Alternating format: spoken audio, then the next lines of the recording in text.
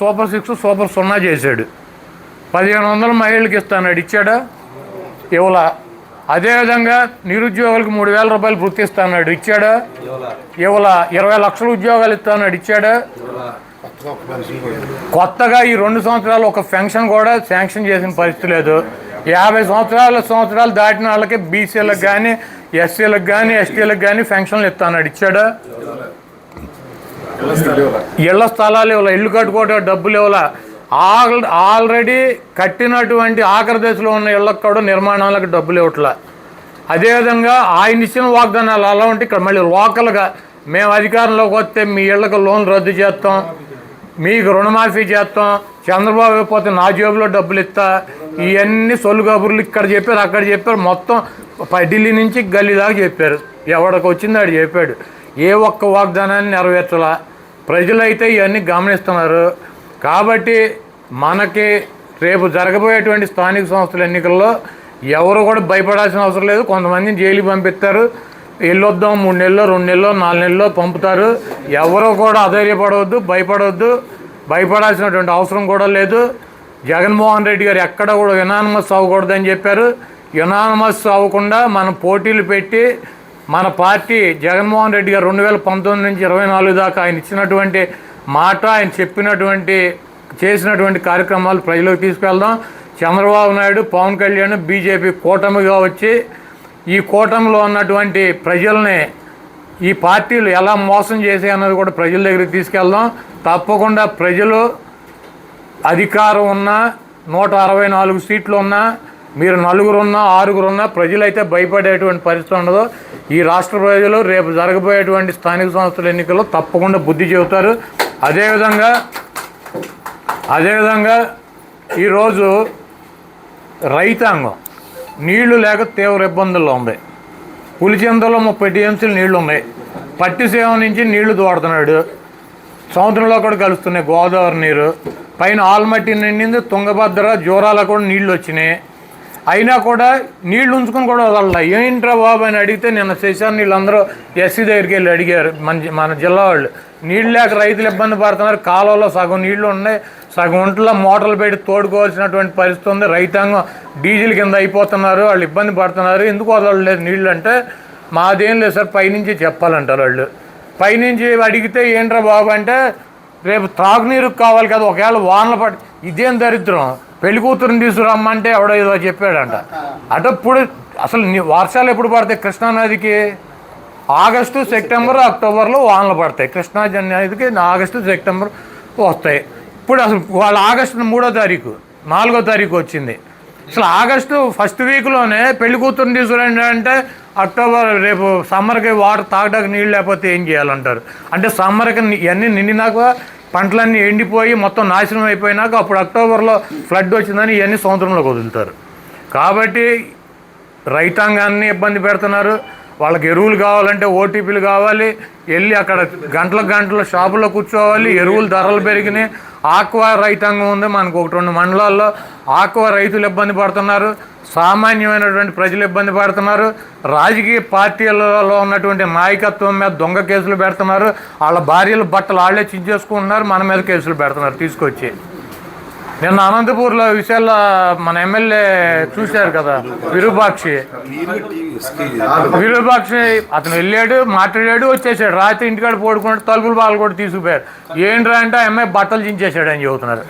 సరే బట్టలు చించేయడం ఏంటంటే చూస్తే పొద్దున్నే వీడియో వాళ్ళ ఆయనే చించేస్తున్నాడు, బట్టలు చించేసి ఆ ఎమ్మెల్యే చించాడని చెబుతున్నారు. మళ్ళీ ఆ కేసుకి మళ్ళీ బెయిల్ వచ్చేద్దామో, ఈ దొంగ వీడియో బయటకు వచ్చింది కదా, మరి బెయిల్ వచ్చేద్దామని చెప్పి మళ్ళీ పొద్దున్నేనంట కారు సీజ్ చేశారంట. కారు ఎందుకు సీజ్ చేస్తారు? ఎమ్మెల్యేది సీజ్ చేశారంట. సీజ్ చేస్తేనంటే ఆ కారులో రాడ్లు కత్తులు ఉన్నాయంట. ఏమన్నా ఎవడప్పుడు నన్ను అరెస్ట్ చేసి పట్టుకుపోతారు. మా తమ్ముడో శశాన్నో శ్రీనునో ఒకవేళ నా కారులో కత్తులు రాడ్లు ఉన్నా కూడా ఈ అడుగులు వస్తారని తీసేస్తాడు కదా, ఉంచుతారా? దాంట్లో పెట్టి ఉంచుతారా? ఆల్రెడీ పోలీసు వాళ్ళు పట్టుకున్న అక్కడ ఈయన కారులో పెట్టుకుని కూర్చున్నాడంట. డాష్ బోర్డు పైన ఒకటి, సీట్లో ఒకటి, బయటికి కనపడేది. అంటే ఇంకో కేసు పెట్టాలి, దాంట్లో బెయిల్ రాకుండా ఉండాలి. ఇటువంటి కార్యక్రమాలన్నీ చేస్తారు. వీటన్నిటికీ సిద్ధపడదాం. జగన్మోహన్ రెడ్డి గారు 2029లో ముఖ్యమంత్రి అవుతారు. వాళ్ళు ఏదో మేము అధికారం ఉంది కదా అని చెప్పి చేస్తున్నారు. 29లో జగన్మోహన్ రెడ్డి గారు అధికారంలో వచ్చినాక ఈ కార్యక్రమాలు అయితే ఎవరెవరైతే ఏ కార్యక్రమాలు చేశారో దానికి 10 అనుభవిస్తారు. 1, 2, 3 కాదు, 10 అనుభవిస్తారు.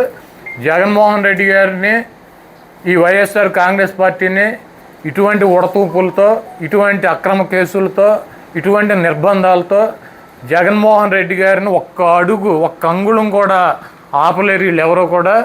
జగన్మోహన్ రెడ్డి గారు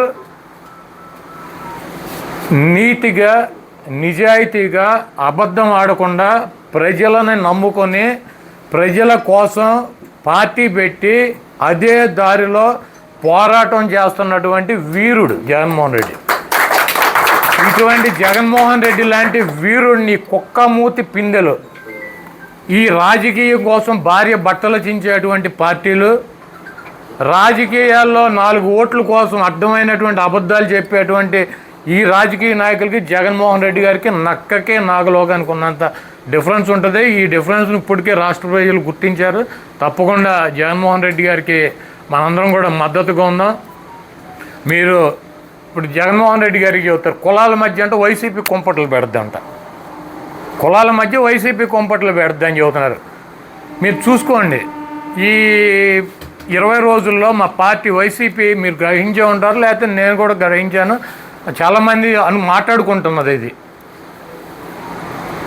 అనంతపూర్లో తోపు చంద్రశేఖరు, పరిటాల సునీత, అంటే ఆయనేమో రెడ్డి, ఈవిడేమో కమ్మ, వాళ్ళిద్దరి మధ్యలో చిన్న గొడవలు ఉన్నాయి. ఒకే కాన్స్టిట్యుయెన్సీ పోటీ చేస్తారు, ఏం మాట్లాడుకుంటారు, తిట్టుకుంటారు. అది ఎప్పటి నుంచో ఉంది. అది అక్కడ ఉన్నట్టుండి ఎంఎస్ రాజు అని చెప్పి ఒక ఎమ్మెల్యే గారు వచ్చి ఇన్వాల్వ్ అయిపోయి ఆయన ఏమంటాడు, అరే చంద్రశేఖర్ రెడ్డి నిన్ను చెప్పుతో కొడతా, ప్రకాష్ రెడ్డిని చెప్పుతో కొడతా, నీకు దమ్ము ఉంటే, నీకు రెడ్డి పౌరుషం ఉంటే రా, నా జాతి మాదిగా అని చెప్పి కులం పేరెత్తి మాడతాడు అతను. సరే వీళ్ళిద్దరికి ఎందుకు వచ్చింది డిస్ప్యూట్ అంటే ఆయన ఇల్లు వాళ్ళ అన్నయ్య వాళ్ళ ఇల్లు కొన్నాడు, అందుకు వచ్చిందని సృష్టిస్తున్నారు. సరే ఓకే, అది ఎందుకు వచ్చిందో సరే. దాని తర్వాత మరుసటి రోజు మన పామర్ కాన్స్టిట్యున్సీలో కుమార్ రాజా అనిల్ని, అరే చెప్పు తీసి కొడతా నా కొడక, నీకు దమ్ముంటారా అని చెప్పి ఈయన తిడుతున్నాడు. ఇదేంటి ఎంఎస్ రాజు ఈయన ఒకటే సేమ్, ఇక్కడేమో అనిల్ ఏమో మాల, అక్కడేమో రెడ్డి, కులాల పేరు ఎత్తుకే ఎందుకు తిడుతున్నారు? ఇది 2వ రోజు. సరే అయిపోయినాక 4 రోజులకి ఎవరో ఒక అమ్మాయి గుంటూరులో బట్టలోడు తీశారు తెలుగుదేశం పార్టీ కార్యకర్తలు. దాని మీద అక్కడ ఉన్నటువంటి లోకల్గా ఉన్నటువంటి అంబటి రాంబాబు హోమ్ మినిస్టర్ని రాజీనామా చేయాలన్నాడు. నువ్వు ఒక ఆడదాని అయి ఉండి ఒక ఆడపిల్ల బట్టలోడు తెస్తే సిగ్గు లేకుండా ఇంకా ఆ పదవుల్లోనూ రాజీనామా చేయాలన్నాడు. అనగానే ఎంఆర్పిఎస్ అని బోర్డులు పెట్టి అంబటి రాంబాబుని తిడుతున్నారు, నీకు దమ్ముంటారా నిన్ను వేసేస్తాం పొడి చేస్తామని. సేమ్ అనంతపూరు, పామరు, గుంటూరు అయిపోయినాక నిన్న ఈ విరూపాక్ష కేసులో ఎవరైతే భర్త బట్టలు చించేశాడో ఆ అమ్మాయి నిన్న మాట్లాడుతాను సోషల్ మీడియాలో నేను చూసా. ఏమంటుంది, నన్ను మాదిగా అని చెప్పి కులం పేరు పెట్టి తిట్టాడు విరూపాక్ష అని చెప్పుద్ది. సేమ్ 4 అనంతపూర్లో ఎంఎస్ రాజు ఆయనతో మాట్లాడిచ్చారు, ఇక్కడ వరల రాజాతో మాట్లాడిచ్చారు, మళ్ళీ ఎంఆర్పిఎస్తో మాట్లాడిచ్చారు, మళ్ళీ 4వది నిన్న ఆ అమ్మాయితో సేమ్ విరూపాక్ష మీద కూడా మళ్ళీ అదే కులం మాదిగా అని చెప్పి పేరు పెట్టి మాట్లాడిస్తున్నారు. అంటే దీంట్లో కులాల మధ్య చిచ్చు పెడతాకి ప్రయత్నిస్తున్నటువంటి రాజకీయ పార్టీ ఏది? ఒకసారి కాదు, ఒకసారి అవ్వాల సక్సెస్, 2వసారి అవ్వాల, 3వసారి అవ్వాల, 4వసారి అవ్వాల, ట్రై చేస్తూనే ఉంటారు దాని మీద. కాబట్టి ఈ రాష్ట్రంలో ఉన్నటువంటి ఎస్సీలు కానీ, బీసీలు కానీ, ఓసీలు కానీ ఈ కులాల మధ్య కుంపటి పెట్టేటువంటి పార్టీనే తెలుగుదేశం పార్టీ. కాబట్టి అందరూ కూడా అప్రమత్తంగా ఉండండి. ఇప్పుడు ఎవడో రేపు నా మీదకి వచ్చి, అరే నువ్వు మగాడు అయితేనో, నీకు అది ఉంటేనో, నీకు ఇది ఉంటేనో, నేను ఈ కులంలో పుట్టాను, ఆ కులంలో పుడితే రమ్మంటే మనం రెచ్చిపోవాల్సిన అవసరం లేదు. దీని వెనకాల డెఫినెట్గా మాస్టర్ మైండ్ చంద్రబాబు గారు ఉంటాడు. ఆయన ఆలోచన ప్రకారం ఇవన్నీ ఎవరిని ఎక్కడ కులం పేరెట్టి ఎవరిని తిట్టాలో ఆయన డిసైడ్ చేస్తాడు. ఆయన డిసైడ్ చేయగానే నీకు ఎమ్మటే మనం ఏమైనా రెచ్చిపోయి కనుక మనం మాట్లాడామనుకో, ఎమ్మటే మా ఏబిఎన్ TV5 వీళ్ళు ఆల్రెడీ రికార్డింగ్ వర్షన్ పెట్టేసుకుని ఉంచుతారు. మనం వేస్తున్నాం కదా ట్రాప్, ఎవడొచ్చి పడతాడని రెడీ కూర్చుంటారు. అసలు ఆడిట్ట అన్నాడు, ఈడట్ట అన్నాడు అని చెప్పి ఇరక్కొట్టి అవతల పారేస్తారు. కాబట్టి ఇటువంటి వాటిల్లో మనం చిక్కుకోకుండా, ఎందుకంటే ఇంతకన్నా నీచమే ఉంటుంది, ఎవడన్నా పెళ్ళం బట్టలు చించేస్తాడా రోడ్డు మీద తీసుకొచ్చి 10 మంది మధ్యలో? ఇంతకన్నా నీచమైన కార్యక్రమం ఎవడన్నా చేయగలదు ఈ ప్రపంచంలో? ఏ రాజకీయ పార్టీ అన్నా పెళ్ళం బట్టలు రోడ్డు మీదకి తీసుకొచ్చి చించేసేటువంటి పార్టీ ఏదైనా ఉంటుందా? ఇక అంత నీచానికి దిగజారిపోయినటువంటి ఆ రాజకీయ పార్టీ ఎంత నీచానికైనా దిగజారడానికి సిద్ధంగా ఉంటుంది. కాబట్టి మీరందరూ కూడా అప్రమత్తంగా ఉండండి, వాళ్ళ ట్రాపుల్లో పడమాకండి, మీరు జాగ్రత్తగా ఉండండి. కులాలు చించు పెడతారు, ఆడాళ్ళని తీసుకొచ్చి అక్కడ ఒక ఎస్ఐని అసలు అక్కడ జగన్మోహన్ రెడ్డి గారు శ్రీకాకుళం వెళ్ళాడు, ఆమ్దాల్ వలస దగ్గర ఒక ఎస్ఐ ఎందుకు వచ్చిందండి అసలు అంతమందిలో? ఒక ఎస్ఐ, ఒక లేడీ ఎస్ఐ ఎందుకు వచ్చింది? అంతమంది మగాళ్ళు ఉన్నారు. వస్తే అక్కడ అల్లరి వస్తే 10 మంది పోలీసు వాళ్ళు వస్తారు, దాంట్లో మగాళ్ళు ఉంటారు, ఆడవాళ్ళు ఉంటారు. అసలు ఒక అమ్మాయి ఎందుకు వచ్చిందండి అక్కడికి? ఒక ఎస్ఐ ఎందుకు వచ్చింది? ఆ వచ్చిన అమ్మాయిని నువ్వు పక్కన వెళ్ళిపో, నీకు ఆరోగ్యం బాగాలేదు కంటే వీళ్ళందరి మీద ఒక 21 మంది మీద కేసులు పెట్టారు. ఆ 21 మందిలో ఒక నలుగురు, ఒకడేమో పంజాబ్లో వాళ్ళ అబ్బాయికి సీటు డబ్బులు కడతాకి వెళ్ళాడంట. అక్కడ డాన్వేషన్ అక్కడ ఉన్నాడు పంజాబ్ నుంచి. అరే బాబు, నేను ఇక్కడ ఉంటే మీరేంటారు అక్కడ నా మీద కేసు అని. ఒక ఆయన అయితే లాయర్, ఆయన కోర్టులో ఉన్నాడు, వైజాగ్ కోర్టులో. ఆయన కోర్టులో వాయిదా ఉంది, జడ్జి గారి ముందు ఉంది, ఆయన మీద పెట్టేశారు కేసు.